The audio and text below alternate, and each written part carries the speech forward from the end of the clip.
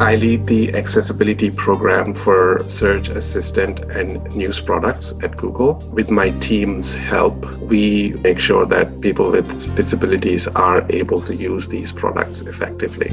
Please welcome Google's accessibility lead, Kiran Kaja. I am originally from India. They did not have the infrastructure to support blind children. So my parents and the parents of a few other blind people had to get together to convince a school to actually take us in. Living out a passion in a career that he chose. You know what? Technology has changed my life, made me more independent. It has made me seek information. This is something that I believe should be possible for everyone. Ensuring that accessibility is baked into the entire Google product line. Well, the smart speakers from Google are now under the Nest brand. So there's the Nest Mini, which is the cheapest of them and the smallest, the Nest Audio, and then the Max, which is the premium sound. And his passion helps so many. I can make a difference in making sure that other blind people or people with disabilities have the technology that they need to be independent and be successful. It's always been my passion. Kiran shares his journey and gives great advice for those seeking out their own career. It's really important to choose a field of study or a career that you're passionate about. That could be accessibility, that could be law, that could be something else, music. It doesn't matter. What you need to do is make sure that that's what gets you excited. Now please welcome Kiran Kaja.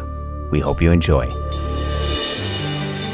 Welcome to Blind Abilities. I'm Jeff Thompson. Today in the studio, we have Kiran Kaja, and he's the accessibility lead for search, news, and assistant at Google, making accessibility available to everyone using assistive technology. Kiran, welcome to Blind Abilities. Thank you, Jeff. It's great to be here, and thanks for talking to me today. Well, thanks for taking the time out of your busy schedule. And I'd like to introduce you to our listeners. Why don't you just tell them what you do at Google? Yeah, sure. So, as you said, I lead the accessibility program for search assistant and news products at Google. What that really means is, with my team's help, we work closely with all of these product teams to make sure that people with disabilities are able to use these products effectively. So our mission is to make sure that search assistant and news products work well for people with disabilities and are actually helpful. We provide technical consulting and support for these teams. We explain what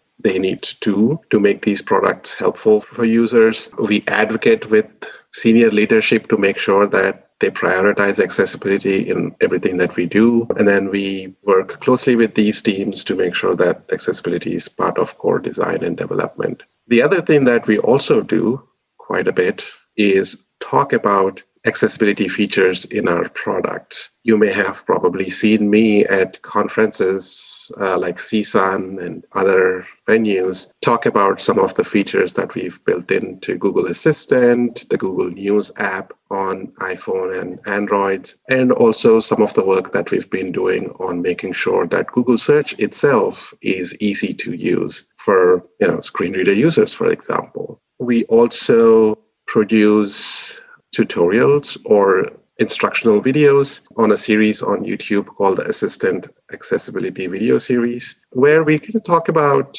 how the Google Assistant is helpful for people with disabilities.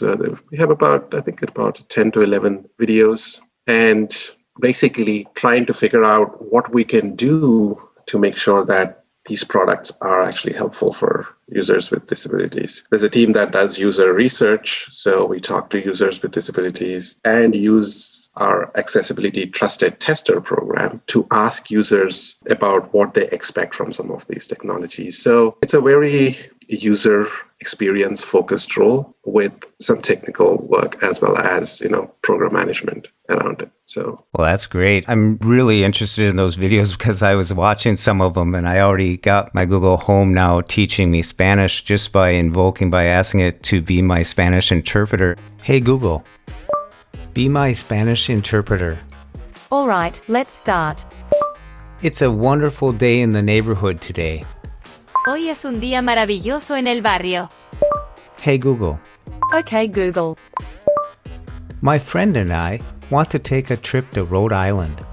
Mi amigo y yo queremos hacer un viaje a Rhode Island. I like this. Me gusta esto. Thank you.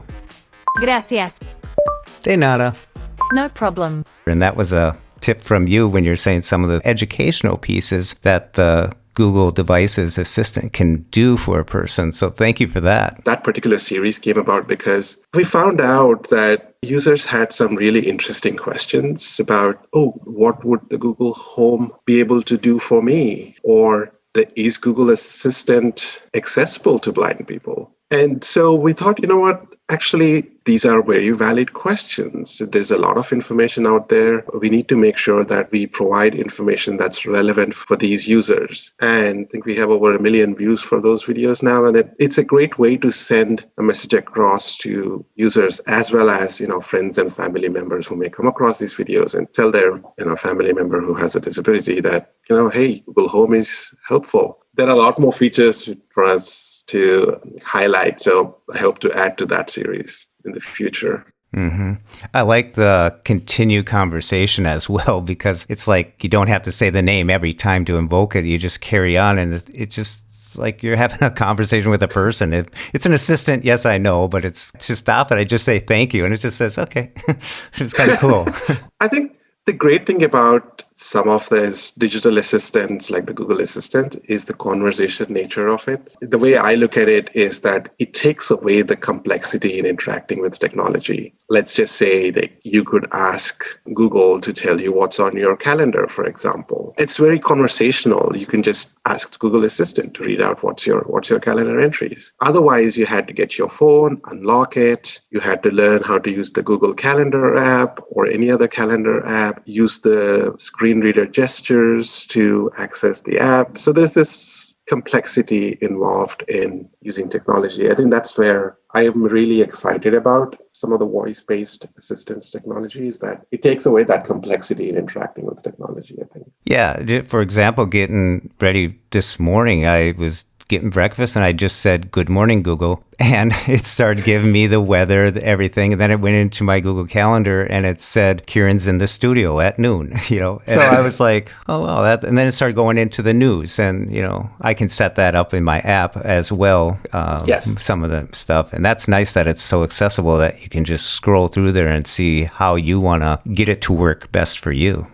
Yeah, we've been putting a lot of effort in making sure that the apps and the ecosystem around the assistant is accessible. I think in a way that this technology is game changing. There is routines. The other thing that I like a lot about is being able to control some smart home devices. So I can just ask my Google Assistant to set the temperature to 74 degrees because I have the Nest Smart Thermostat. You can also do things like, when we moved into this home, I was lucky that they actually had an oven that could connect to Wi-Fi, and I could control it with the Google Assistant. So it had a touch screen, and it was a capacitive touch screen, which means that as soon as you touch something, it just starts doing stuff. So I can try putting bump-ons, but as soon as you touch something, it starts to work. And now I can say, I don't want to say the term that starts Google in your place, but you can just say preheat oven to 350 degrees and it does it. So I think that being able to control some of these smart home devices is also another, with voice, again, takes away the complexity in interacting with technology.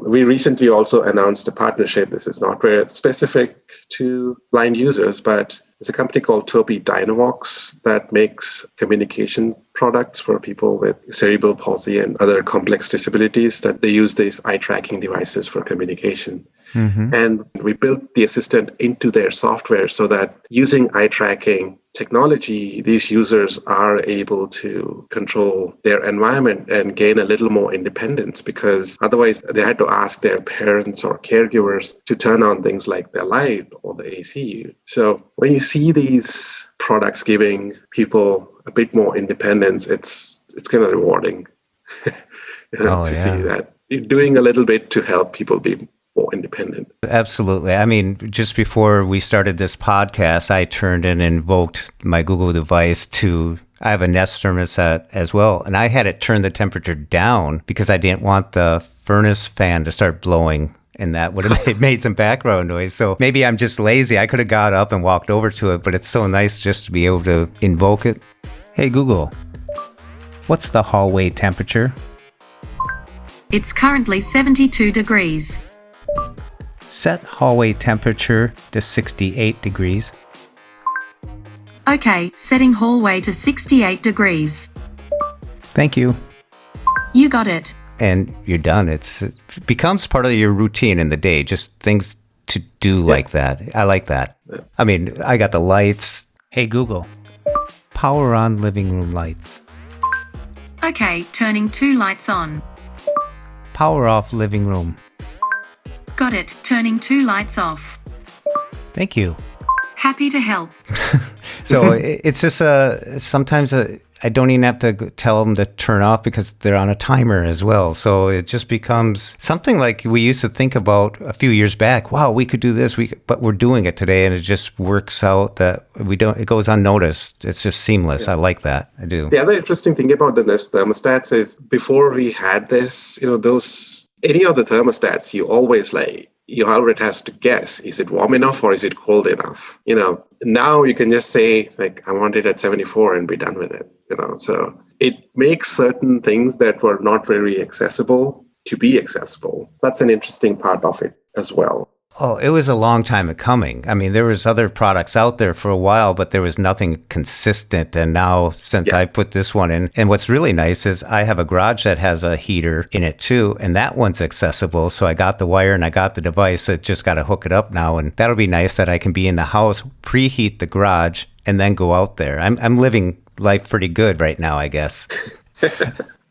Yeah. Well, Kiran, I want to thank you for all that you do for accessibility, because I'm using Google search on a daily basis when I need to find references, facts, and everything like that, either through the assistants or on the web. It just works, even the news, if I want something like that, like I was listening today and I said, why do I want to listen to this? But hey, this is interesting. So it was going on. But you've had quite a journey on getting to where you are. You've been in it for like 15, 20 years now. Can you tell people a little bit about your journey to Google and where you are today? Sure. Starting at the very beginning, I've been blind since birth. I have a rare form of retinitis pigmentosa, which in most people, they start losing their sight in their late teens, early 20s. But in my case, it was from the very beginning. So I'm originally from India, grew up in a city called Hyderabad in southern part of India. It was one of those cities where they did not have the infrastructure to support blind children. So my parents and the parents of a few other blind people had to get together to convince a school to actually take us in. And I started learning Braille when I was young. Actually, my mother learned Braille and she taught me. And until, say, it was high school, I was using a Braille slate and stylus to write my notes and doing all that. We didn't even have access to a Perkins Brailler, for example. That was quite interesting because it kind of made me yearn for information, because I didn't really read anything other than my textbooks until I was into late teens, because we didn't really have access to talking books or books in Braille at the time. So I think the first full book I listened to on tape was when I was 17, actually. All of a sudden, after high school, someone told my parents that, you know what, I've seen blind people use computers. One of my uncles who was working in Australia at the time had an accountant who was also blind. And then he told me about screen reading software and sent me a copy of JAWS. And that pretty much changed my world. I guess this was, I think, 1999. Oh, wow. My parents got me a computer, and that kind of opened the world up for you. And having access to the internet, all of a sudden, I have tons of information. I think I'm still, even after 20 years or so, I'm still catching up on reading, to be honest.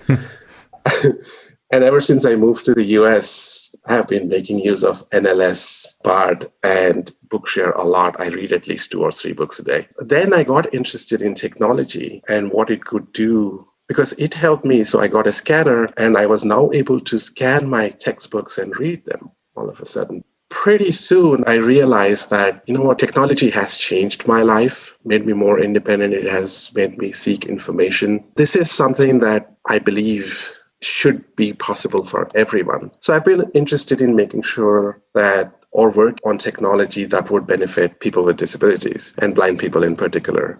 So I got my bachelor's degree in business. And then even though I got my bachelor's degree in business, I was more interested in writing code and programming. So my first real job, was actually for a small company called Code Factory. I don't know. I remember many them. listeners may not remember this company, but Code Factory used to do screen reading software for Nokia Symbian Series 60 phones and Windows Mobile devices. I was involved in writing that Windows Mobile screen reader back then. It was pretty exciting times.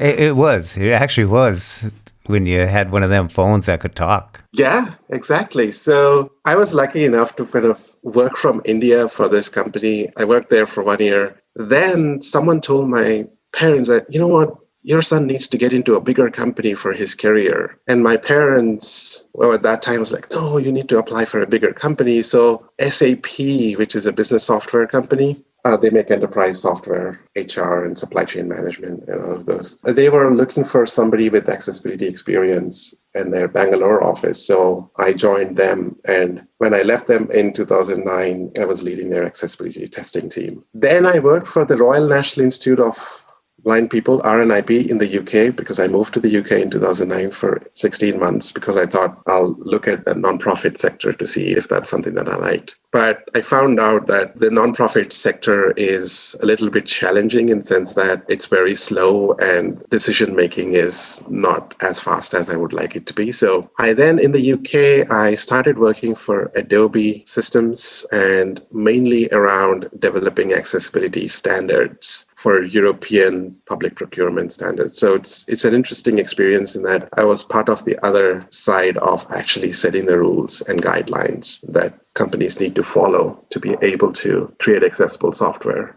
Then after that, 2015, I started working for Google in London. I started on the text-to-speech team, and ever since 2016, I moved to the Bay Area. I've been leading the accessibility program for Search and Assistant. So I've always had interest in working on technology that would help solve problems or make people more independent. So I've been lucky in that my passion for this field has got me into that career. There were times, I would say, when I thought maybe when I was much younger, I should do non-accessibility stuff, but always I come back to this point of view where I can make a difference in making sure that other blind people or people with disabilities have the technology that they need to be independent and be successful. It's always been my passion. So that's in a broad strokes, that's my career so far. Oh, that's really interesting. It's really neat to see that, you were starved for information. You didn't read a book until 17, your full book. I mean, you had a hunger, though, because you kept on going with it. And now you're helping feed all of us some accessibility stuff. So it just goes back to, I'm glad your mom was an advocate for you to help learn Braille, to teach you Braille, to keep you going. You had your parents were probably a good part in you striving and thriving to gain access. And now you're helping so many other people do it. Kiran, tell us a typical day in the life for you, pre-COVID, you're probably doing stuff from home and stuff. But what's a typical day at being accessibility lead at Google? I think that's an interesting question. It changes depending on what projects we are on. As I said, these days I'm in a more of a leadership situation and I have a team that I work with. So typically pre-COVID, it would be like getting up and taking the shuttle to the office. But now it has changed because all of us are working from home. I typically spend the first half an hour, 1 hour, going through my list of current projects, making sure that they are on track. I also use this time to kind of check in with my team and make sure that if they need anything from me or if they are blocked on anything. So it's just catching up on existing projects. The next couple of hours would be meetings with product teams or leadership, or even sometimes external partners. So we work with, as I said, Tobii Dynavox was a partnership that we announced recently. So I do end up having a couple of hours of meetings where we develop strategy for the team. We develop roadmaps for different teams. It could be what we call office hours, where teams that have accessibility technical challenges come up to us and say, hey, this is not working. What do we need to do to have, say, custom actions on iOS working in the Google News app, for example? So they can book office hours, and I always like to help solve technical problems. So I always volunteer for office hours because you can then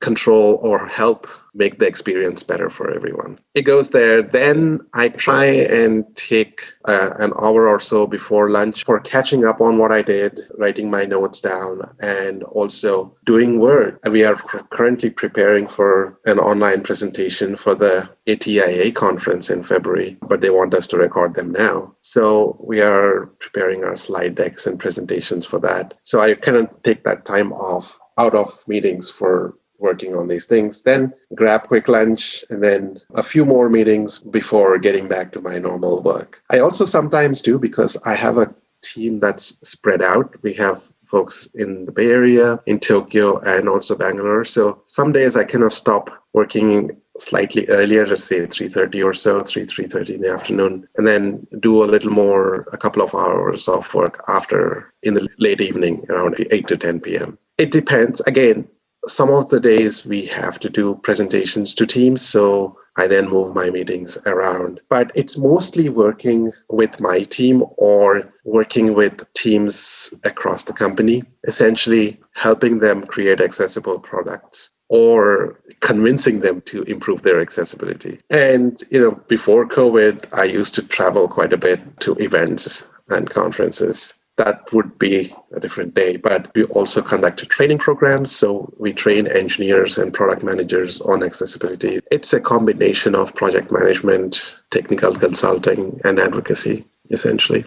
I think it's really neat that Google has such an environment where accessibility is in every corner, bringing together products to the public that has built into them, that you and your team have assessed them for functionality, usability, and stuff like that. So that's a big plus for Google products. We've been doing a lot of work, especially making sure that all our products go through accessibility testing and focusing on the user experience. For me, that's really key. You want to make sure that these products are helpful for users with disabilities. And as I mentioned earlier, we do work closely with the user community. We have an accessibility trusted tester program at Google where we work with users with disabilities and have them help us test features and products for accessibility. And folks from this group also help us with user research. So actually, this is a call out to folks. If you are interested in becoming an accessibility trusted tester, I think we still have a few spots open, and you're really welcome to join and help us make more accessible products. Oh, that's great. How can people get a hold of your support team? So there's multiple ways. The best way to find information about Google Accessibility is going to google.com/accessibility. For the disability support desk, the URL is goo.gle/disability support. Great. We'll put those links in the show notes as well. Yeah. Kiran, I like hearing your story, how you started out slate and stylus and then moving forward and just growing with technology. What advice would you give to someone who is, a transition age student, 14 to 21 and looking towards their future? The first thing I would say is there is a bright future out there. We are in a time where technology is ubiquitous. It's solving problems. There's a bright future for students. What I would say a couple of things, is it's important to find out what interests you the most or what you're passionate about. You need to find out what makes you wake up in the morning and feel excited about. That's the field you want to be in, or that's the career you want for yourself. There might be people who might try to pigeonhole you into a particular career because of your disability, and that's possible. You might come across that. But the most important thing to know is most jobs can be done by people with disabilities, people who are blind. You may have to find a different way of doing it. You may have to find an accessible alternative for yourself. So it's really important to choose a field of study or a career that you're passionate about. That could be accessibility, that could be law, that could be something else, music. It doesn't matter. what you need to do is make sure that that's what gets you excited. The second thing is concentrate on your basic, concentrate on your school and college. Make sure that you go through those years on your basics and ask for help. When you're struggling with something, it's okay to reach out to folks. Hey, I'm having this problem. What is the alternative? Is there anything that could help me? Ask and learn is what I would say.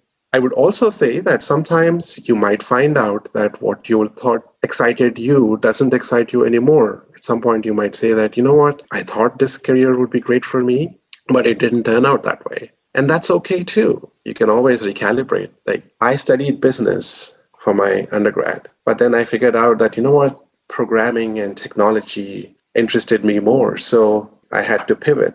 And that happens sometimes too. And that's okay. You just have to make sure that you know what you want and seek the assistance or support you need. I think that's the most important things. Like, you should be doing what you like the most.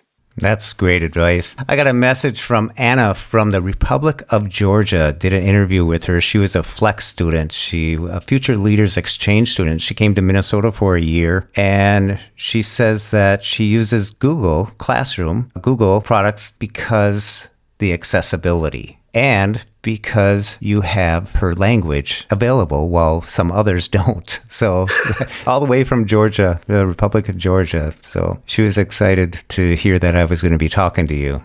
That's great to hear. I know we put in a lot of effort to support languages, even for our text-to-speech on Android and Chrome OS. We heard from a lot of folks in Asia, for example, where we support quite a few languages. And people use the text-to-speech to read their books in their languages as well. I'm glad that Google Classroom team puts in a lot of effort to make sure that G Suite, what's now called Google Workspace products, are accessible. Yeah, and I'm glad to hear that.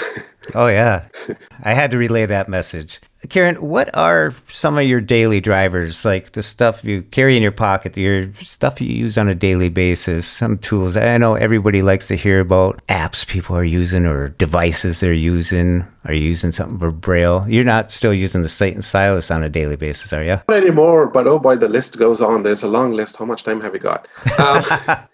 I have a Slate and Stylus still. I actually still have the one that I used at school. It's like battered. Now I have a refreshable 40-cell Braille display that I use. Well, let's see. So the first, I have Google Home devices pretty much all over the house. Nest Minis these days. Oh, yeah. These are the newer mini speakers that we have. So I use them for like my alarm. The first thing that I do is in the morning, I'm a news junkie also. I use the Google News app to catch up on what's happening around the world. A lot of COVID news lately, unfortunately. Then I use, as I said, I have some smart devices at home that I control with Google Assistant, such as the lights, the thermostat. I also have the Nest Hello video doorbell, which tells me who is at the door, assign names to faces. Or I can also know if there is a package that's been dropped off. So that's quite handy. I use Be My Eyes quite a bit because my wife and I are both blind. So we sometimes use Be My Eyes app to get help. I also have a number of computers. My primary work computer is Windows with NVDA and Chrome browser. I also have a Mac, which I mainly use for programming and reviewing code. I use various other tools, like I have a talking measuring tape, for example, because one of my hobbies is to build a model railroad layout in N-scale. We have a garage in this house. There's no cars in this house, so the garage is made up of a model railroad layout. I love public transport and trains because it gives me more independence. Always loved trains. And the N scale is really small. That's smaller than the HO scale. N scale is, really small. It's like half of HO, essentially. So you can have big mountains, big tunnels, and you can do a lot. Yeah. That's cool. The reason for N-scale is because I love Japanese trains and they don't do much in HO scale. I use talking measuring tape is kind of important. I also, from an apps perspective, I use Bard Mobile, which is the NLS talking book service. If you haven't subscribed to it, I strongly suggest you do, because that's my primary source of reading material. I listen to a lot of podcasts. Google Podcasts app, one of our accessible apps that we work on, is a great way to listen to podcasts. I am also trying to learn to play the piano. So I have a piano in the office, like electronic keyboard in the office that I'm trying to play with and learn. Some of the other things is more for work. I rely quite a bit on some of the development tools like NoteTab Pro and text editors that are great for writing code. But these days, it's mostly I use Chrome and NVIDIA as my productivity device. Yeah, that's about it. That's my arsenal. That's quite a bit. Being active. I like that you're using a talking tape measure. I use a click ruler myself because I do woodworking. So it's another tool for measuring. It's just so neat when you can have a hobby of sorts where you can go out and do something. So that's cool. It's cool that we don't drive. I mean, it opens up a whole new area for me too. I have the same situation. I took the garage door off. So that's why I'm putting the Nest out there now to keep the temperature. When I want to go out there, I can adjust it from inside in preamp. So. Yeah, I have a Nest speakers in the garage as well. And I have a little fan with a smart plug that I can actually turn on before I go. So I can just ask Google Assistant to turn on my garage fan. You're out there where it's warm. I'm up here in Minnesota. We turn on the furnace. You turn on the fans.